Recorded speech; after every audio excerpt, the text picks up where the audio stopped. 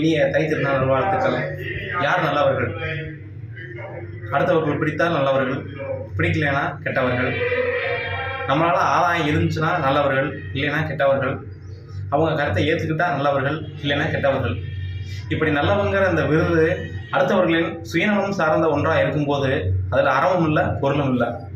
நம்மளுக்கு ஒரு பழமொழி தெரியும். முன்னால் ஒரு பழமொழி சொல்லுவாங்க, நல்லவன்ற பெயர் வாங்க ரொம்ப நாள் ஆகும், ஆனால் கெட்டவன்ற பெயர் வாங்க அன்னைக்கே ஆயிரும் அப்படின்ற மாதிரி சொல்லுவாங்க.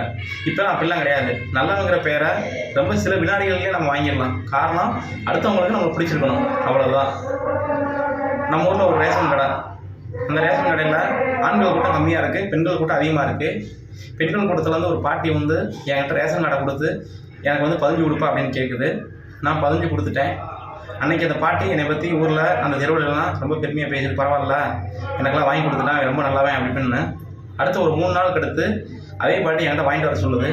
அன்னைக்குன்னு பார்த்து ரேஷன் கடையில் அந்தந்த கார்டுக்கு அந்தந்த நம்பர் தான் வாங்கணும் அப்படின்னு மாதிரி ஒரு இது சொல்லிட்டாங்க.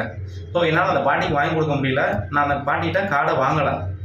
அன்றைக்கி நல்லவன்னு சொன்ன அதே பாட்டி அன்னைக்கு என்ன அதே யாருக்கெல்லாம் நல்லவன்னு சொல்லிச்சோ அவங்ககிட்ட என்னை கெட்டவன்னு சொல்லிடுச்சு. பார்த்தீங்களா? ஜெயகாந்தன் சொன்ன மாதிரி தான், வாழ்க்கை அந்தந்த நேரத்து நியாயங்கள் தான். அன்றைக்கி நல்லவனாக இருந்தது நான் தான், இன்றைக்கி கெட்டவனானது நான் தான். காரணம் அவங்களோட சுயநலம்.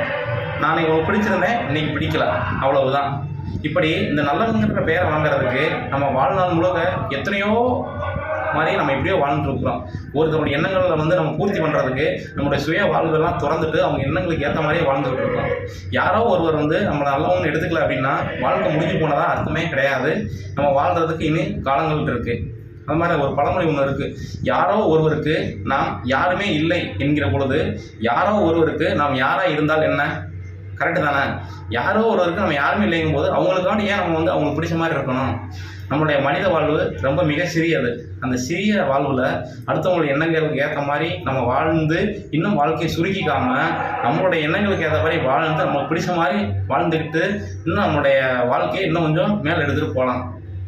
உண்மையில் யார் நல்லவர்கள் அப்படின்னா, யாருக்கு தீங்கு செய்யாமல், யாருடைய எண்ணத்துக்கும் நம்ம வந்து புண்படுத்தாமல், பிறருக்கு தொண்டு செஞ்சுட்டு பிறருக்கு உதவி செஞ்சுட்டு வாழ்ந்துட்டு போகிறவங்க எல்லாருமே உண்மையில் நல்லவர்கள்.